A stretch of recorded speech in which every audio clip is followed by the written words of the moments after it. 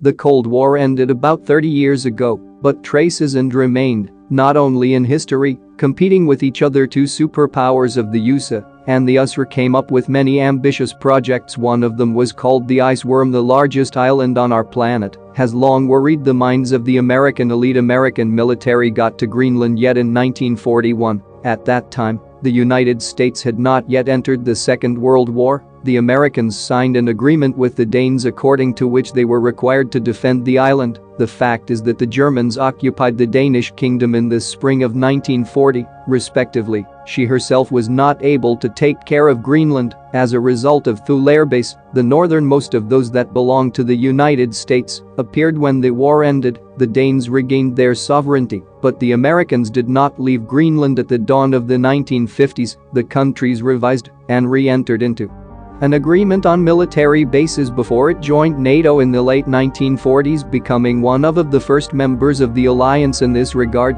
she was not against the construction of new military facilities on its territories. In 1960, the Americans embarked on an extremely ambitious project called Project Iceworm, which translates as an ice worm. To protect themselves from the Red Threat, they decided to place in Greenland 600 intercontinental ballistic missiles, but to do it so that no one noticed. According to their plan, the weapon should be hidden under an ice sheet, despite the fact that the Americans were building near the Devil in the middle of nowhere in the northwest of the island, 240 kilometers from the Thule base. For the general public, they had to come up with a beautiful cover. People were presented with a wonderful fairy tale. Allegedly, an underwater city would appear in Greenland, and where a scientist, military and engineers would live and work together. It all began with a computer sensor camp, which literally can be translated as a sanctuary or a century camp. The project received an amazing advertising campaign. Its scope was presented as a symbol of the willingness of Americans to build a base, not only on Earth, but also on the Moon and Mars. In addition, journalists wrote that life inside the camp is not much different from life in American and Canadian cities, and its inhabitants feel great in isolation from the usual environment. Calmly they work not to quarrel and do not fall into depression. Of course, not everyone believed in these admiring stories, and there were those who suspected that the camp of this century represented mostly in military history, so it was created to study the possibility of building and operating the infrastructure of the Iceworm project. To the Americans, it was necessary to carry out construction in harsh climatic conditions. The wind speed could reach 200 kilometers per hour, and the temperatures could drop to minus 55 degrees Celsius. No snow was added. Additional difficulties arose due to the fact that the material and equipment could not be delivered by air, with the only and unacceptable option turned out to be a huge sleigh moving with the help of tractors. The path from the tour base to the camp took about 70 hours. For digging trenches, they used Swiss rotary installations on caterpillar tracks. They removed up to 33 cubic meters of snow per hour and threw it over a solid distance, and not only to the sides, but also upward. When the main trench was ready, with a length of more than 330 meters, a width of 8 meters and a depth of 9 meters from the inside, the tunnel was strengthened with beams and sheets of the same material were placed on top, after which they were covered with snow and ice. Inside were huts on a wooden frame. They were placed on pallets so that there was an air gap between the floor and the snow. The same was along the walls so that they did not melt. As a result, the Americans would be animals. 21 tunnels whose total length was 3 kilometers settled there. 200 people to provide all this with energy. The military brought to Greenland the world's first mobile nuclear reactor. PM2X power. 2 megawatts of such power would be enough for about 1,000 kettles turned on at the same time. For a camp of such an amount of energy, even with surplus, not more than 30% of the peak power was used. The assembly by the installation setup of the reactor took almost 80 days. For the construction of the camp of the centenary of the United States spent about $60 million in terms of the current money, of which about 40 went to the reactor. At the final stage, under the snow, there was a developed infrastructure and houses of a shop. A kitchen dining room was a hospital for a few kx, an operating theater, a scientific laboratory, a laundry library, but of course, toilets and showers. It was assumed that after the construction of the base of the century, work would begin directly above the Iceworm project.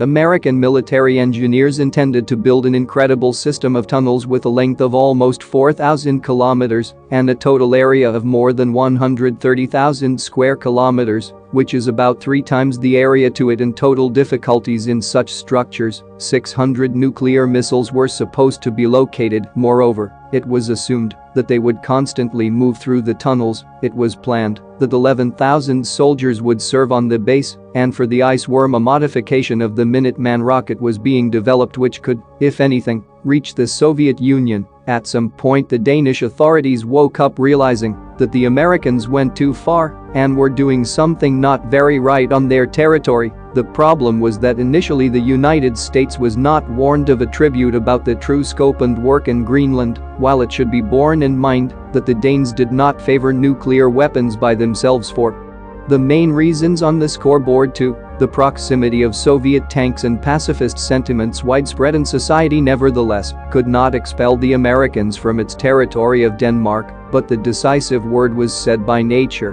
which even the American military had nothing to oppose. It turned out that the glaciers were moving. The ice base was under threat of destruction. It was necessary to remove 120 tons of snow and ice every month from tunnels with a total length of 3 kilometers, but if the project were brought to the desired 4,000 kilometers of tunnels, then the volume of snow removed would amount to millions of tons per month. Snow trimming and sewage disposal was a constant problem of our own, and the reduction of funding for Arctic programs and put an end to the project. And although the US Army came to the conclusion that ice camps are feasible, that nuclear power offers significant advantages, and the experience gained will be invaluable.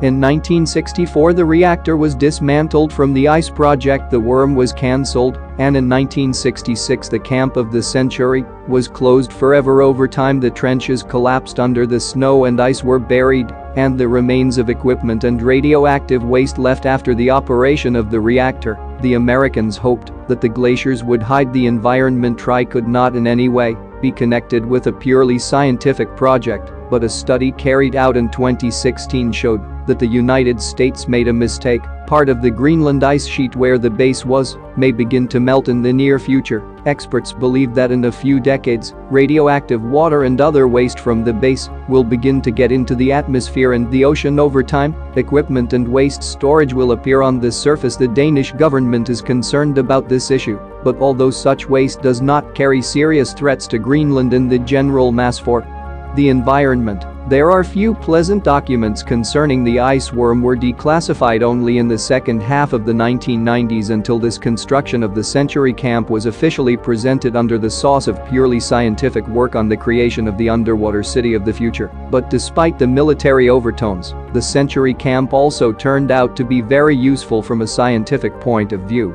I thought that the study of the glacier could become a source of knowledge about the climate of past centuries. When the camp was already closed, Dans the Mountain told the Americans to drill the glacier to a depth of 1390 meters and extract from there an ice core about 4.5 meters long. The sample traveled through a scientific institution until in the 1990s ended up in Copenhagen. In 2019, he was able to meet Andrew Krast, a researcher at the Gund Institute for the Environment at Vermont Com University. Examining the core under a microscope, he expected to see sand and stone, but found branches and leaves. His find makes it possible to understand that ice in the recent geological past of Greenland there was no, but in the place of the ice sheet there was a vegetative landscape. An iceworm, one of those projects whose history once again proves whatever technologies sometimes a person cannot overcome nature, but no less surprising is the implementation of which crazy ideas people took in the 20th century. For sure many unusual projects we will never know on this all. Friends, be sure to share the video, rate it, also write your opinion in the comments. See you soon.